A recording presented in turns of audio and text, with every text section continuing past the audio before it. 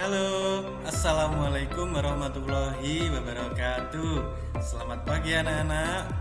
Jumpa lagi dengan Pak Adi pada pembelajaran daring di kelas 5. Anak-anakku, hari ini kita sudah sampai pada pembelajaran yang kelima pada subtema 3. Hari ini kita akan belajar tentang kelainan atau gangguan otot manusia. Silahkan dibuka buku kalian di halaman 170. Kita akan pelajari bersama-sama. Lani ketika berada di tempat pembuatan gerabah, ia penasaran dengan gerabah yang dibuat oleh Kak Soleh. Kok bentuknya berbeda ya dengan gerabah yang lainnya? Setelah Lani bertanya kepada Kak Soleh, ternyata Kak Soleh sedang membuat piala. Yang atas bentuknya seperti bola voli, ya ternyata membuat piala turnamen bola voli dari tanah liat dari gerabah. Kak Soleh ini ternyata adalah seorang atlet bola voli kecamatan. Dia adalah kapten tim. Wah, hebat, ternyata dia adalah seorang kapten tim.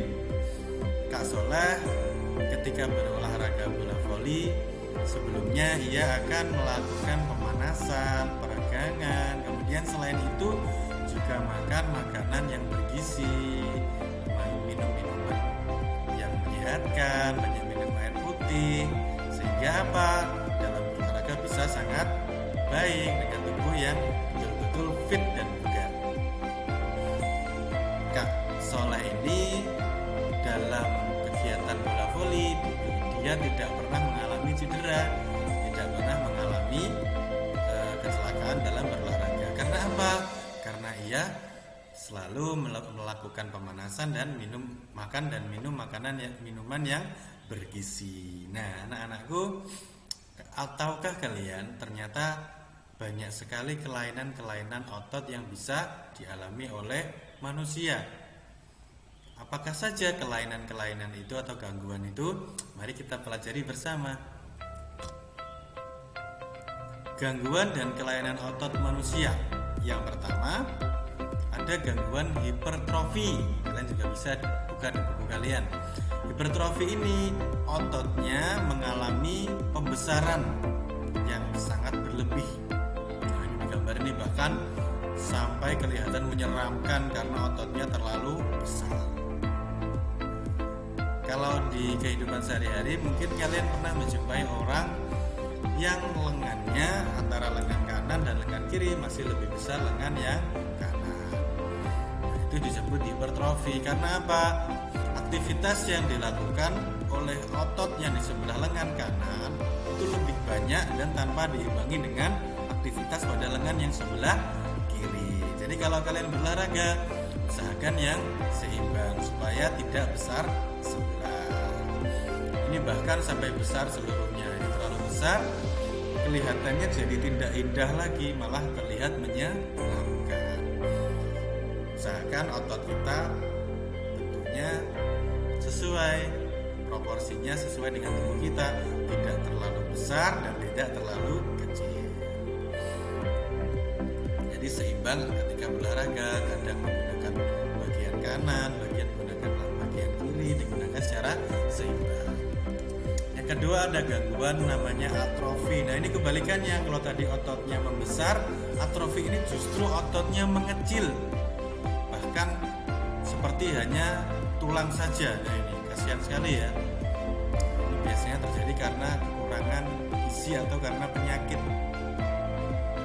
Ketika ototnya tidak ada atau ototnya lemah, kecil, akhirnya menjadi bergeraknya juga sulit, bahkan lemah, cepat lemas. Bisa disebabkan karena penyakit polimielitis yang merusak sel saraf pada otot sehingga ototnya menjadi kecil. Nah, yang ketiga ada gangguan stiff atau kaku leher. Stiff atau kaku leher ini karena apa? Karena peradangan pada otot trapesius. Di sini ada otot mengalami radang, dia bengkak dan radang. Akhirnya apa? ketika digerakkan nanti akan terasa sangat sakit, bahkan tidak bisa digerakkan. Ini biasanya terjadi karena kita bergerak yang tiba-tiba atau karena terjadi benturan dan lain sebagainya. Tapi kebanyakan karena gerakan yang menghentak secara tiba-tiba tanpa adanya pemanasan atau peragakan. Yang keempat ada tetanus. Nah, ini juga sangat berbahaya.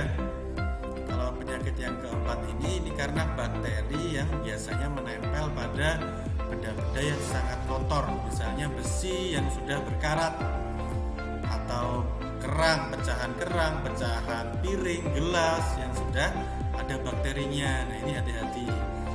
Makanya biasanya sewaktu kecil kita sudah mendapatkan imunisasi anti tetanus ini, supaya kalau kita mungkin terkena bakteri ini, Clostridium tetani ini, bakterinya tidak bisa menyebar di tubuh kita dan segera mati. Selain itu, kita juga harus berhati-hati ketika beraktivitas. Usahakan lingkungan kita itu bersih dari benda-benda yang berbahaya itu. Kalaupun ada, benda itu harus diletakkan di tempat yang aman, yang tidak di sembarang tempat, supaya tidak menyebabkan kecelakaan ketika ada orang yang menginjaknya. Tetanus ini kalau sudah parah bisa menyebabkan orang yang mengalaminya jadi kejang-kejang, sampai kejang-kejang, akhirnya yang paling parah bisa menyebabkan kematian. Dulu ini adalah penyakit yang sangat mematikan, tapi karena sekarang sudah ada imunisasi anti tetanus, jadi sudah sedikit berkurang. Tapi harus selalu hati-hati dalam beraktivitas, jangan sampai jatuh dan terkena benda-benda yang berkarat yang mengandung bakteri tadi. Nah, yang keempat ini ada yang tidak kalah bahayanya, ini adalah kaki X dan kaki O. Jadi selain menyerang otot juga mengaruhi bagian tulangnya, lebih lagi di bagian tulang. Ini kebanyakan karena keturunan atau karena genetik. Kurang gizi juga bisa selama pertumbuhan ataupun selama kalian masih di dalam kandungan. Nah, kalian kalau makan makanan ini jangan pilih-pilih, usahakan porsinya cukup dan gizinya seimbang. Bukan hanya suka makan makanan tertentu, misalnya hanya suka manis-manis saja, suka gorengan atau suka jajan sembarangan. Nah, itu tidak baik, harus seimbang dan cukup. Terutama makan makanan yang bermanfaat dan berguna bagi otot dan tulang, supaya kita tidak menderita kaki X dan kaki. Nah, tugas kalian sekarang silahkan. Nah, ini dibuka halaman 172. Kalian buat patung atau model kelainan otot manusia dari bahan malam atau plastisin, bisa juga tanah liat yang mudah menggunakan plastisin ini, seperti yang kalian buat kemarin kelainan tulang. Hari ini kalian buat yang kelainan otot seperti di gambar ini. Contohnya adalah orang yang menderita kaki O. Silakan kalian buat sebagus mungkin dan sekreatif mungkin. Nanti hasilnya kalian foto dan kalian kirimkan kepada guru kalian. Anak-anak, selain kelainan tadi juga ada gangguan pada otot yang disebabkan karena kita salah ketika beraktivitas atau ketika beristirahat. Misalnya ini salah bantal. Salah bantal kadang disebut sebagai tengeng atau bahasa ilmiahnya torticollis. Ini karena tidur dengan posisi yang salah atau bantalnya terlalu keras, bantalnya terlalu tinggi, kemudian bantalnya terlalu tipis, itu juga bisa menyebabkan salah bantal atau tengeng. Ketika digerakkan nanti akan sakit, bahkan tidak bisa digerakkan juga bisa karena kaku. Bagaimana cara mengatasinya ketika kita salah bantal tidur dan bangunnya merasa tidak enak? Dan bisa dipijat, dikompres pakai air hangat, pakai koyo, atau pakai minyak oles. Ini bisa meringankan gejala dari gangguan salah bantal. Nah, yang paling betul harus tidur dengan posisi bantal yang benar. Bagaimana? Bantalnya jangan terlalu tinggi dan jangan terlalu rendah. Usahakan tinggi bantal ini nanti sanggup untuk membuat tulang belakang dan tulang leher kita bagian sini menjadi lurus. Nah, ini. Usahakan juga bantalnya jangan terlalu keras, kaku sehingga malah menyebabkan kepala kita menjadi tidak nyaman, sehingga ketika bangun tidur jadi tidak nyaman. Nah, sekarang tugas kalian buka halaman 175. Nah, ini bacaan tentang salah bantal tadi kalian baca dan kalian pahami, kemudian kalian cari ide pokok dari masing-masing paragrafnya. Jelas ya? Ada tips dalam mencari ide pokok, Pak Ibu. Serahkan lagi.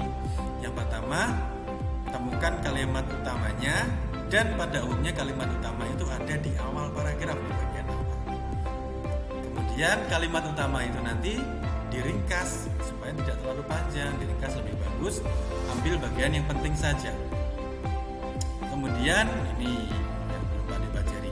Jika bentuknya pertanyaan atau perintah, ubah menjadi kalimat biasa. Seperti apa? Ini contohnya dari paragraf ini. Apa itu salah bantal? Nah, ini kan kalimat pertamanya berbentuk pertanyaan. Jadi diubah dulu menjadi kalimat biasa atau kalimat pernyataan. Nah, ini.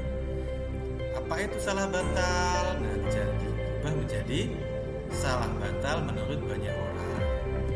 Intinya tentang salah bantal. Contoh yang lain. Nah, ini. Bagaimana cara agar terhindar dari penyakit salah bantal? Nah, ini kalimat pertamanya seperti itu, kalimat utamanya seperti itu. Diubah jadi seperti apa? Ini kalimat tanyanya kita hilangkan jadi cara agar terhindar dari penyakit salah bantal. Nah, atau cara menghindari penyakit salah bantal. Jadi jangan ketika itu kalimat pertanyaan dijadikan ide pokok langsung ditulis begitu saja. Ubah dulu menjadi kalimat biasa atau kalimat pernyataan. Silakan dicari ide pokoknya. Karena kemarin kita juga sudah mengenal komik. Hari ini kita akan mengenal komik lebih dalam. Komik, nah ini ada komik tentang berolahraga yang menjaga kesehatan otot dan tulang kita, kesehatan organ gerak kita. Nah, komiknya lucu ya dan berwarna. Nah, komik yang ini membahas tentang olahraga dikaitkan dengan keliling dan luas bangun datar. Nah, ada ekspresinya lucu, ada kata-kata yang pada gelembung kata-kata ini. Pada gelembung-gelembung ini isinya kata-kata. Nah, ini yang menjadi ciri khas dari komik. Ada gambar dan ada perkataan dari tokoh di komik tersebut. Biasanya pada satu halaman, satu lembar kertas itu ada beberapa kotak gambar. Misalnya ini ada 1, 2, 3, 4, ada 4 atau 5. Yang ini satu halaman, satu lembar lebih banyak lagi. Kalau kemarin kalian membuatnya dalam satu halaman hanya ada satu gambar saja, satu kotak gambar. Nah, nanti kalian buat yang lebih banyak. Misalnya seperti ini. Kemudian di dalam komik itu ada rangkaian ceritanya, tidak berdiri sendiri-sendiri, ada rangkaian cerita. Awalnya seperti ini, kemudian sampai akhir. Jadi tidak berdiri sendiri-sendiri. Antara gambar satu dan gambar yang selanjutnya itu berkelanjutan dan membentuk sebuah cerita. Nah, ini harus menyampaikan cerita. Bukan hanya gambar saja, makanya dikasih gelembung percakapan atau gelembung kata-kata. Proporsional, gambarnya orang yang proporsional. Kemudian menggunakan bahasa percakapan, bahasa sehari-hari, dibuat santai karena ini komik sehari-hari, komik percakapan.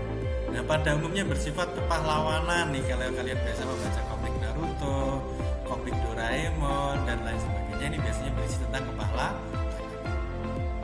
Wataknya secara sederhana, biasanya diperlihatkan dari ekspresi wajah. Ketika senang, ketika sedih, ketika takut. Nah, nanti kalian. Kemudian biasanya yang akan lebih menarik, isinya menyediakan humor, ada cerita-cerita lucu. Nah, ini gambarnya lucu karena dia mengelilingi lapangan akhirnya menjadi pusing. lucu. Nah, tugas terakhir kalian, buatlah komik sederhana tentang menjaga kesehatan otot dan tulang. Buat komik tentang berolahraga, itu juga boleh. Halaman 177. Ingat, dalam satu halaman atau dalam satu lembar kertas nanti ada beberapa kotak gambar yang menunjukkan jalannya cerita. Serta jangan lupa dikasih gelembung percakapan atau gelembung kata-kata. Itu menjadi ciri khas dari sebuah komik. Ini ada di halaman 177. Kalau kemarin komik kalian belum selesai, kalian boleh jadikan yang di sini saja. Yang kemarin berubah menjadi komik yang ini kalau belum selesai. Kalau kemarin sudah selesai, ya silahkan buat lagi. Boleh diwarna, tapi kalau tidak diwarna juga tidak apa-apa. Yang penting nanti terlihat komiknya seperti apa. Kebanyakan komik yang ceritanya panjang-panjang itu biasanya tidak berwarna. Misalnya komik Doraemon, komik Naruto, itu kalau kalian beli kan tidak berwarna. Jadi kalian tidak mewarnainya tidak apa-apa, tapi kalau mau diwarnai juga lebih bagus. Itu saja yang bisa Pak disampaikan hari ini. Jika kalian kesulitan, boleh minta bantuan orang di sekitar kalian. Serta jangan lupa selalu jaga kesehatan dan kebersihan diri supaya terhindar dari pandemi virus. Terakhir, jangan lupa like dan subscribe channel video YouTube Pak Adib supaya kalian tidak ketinggalan materi pembelajaran daring di kelas 5. Pak Adib akhiri, wassalamualaikum warahmatullahi wabarakatuh. Semangat belajar di rumah.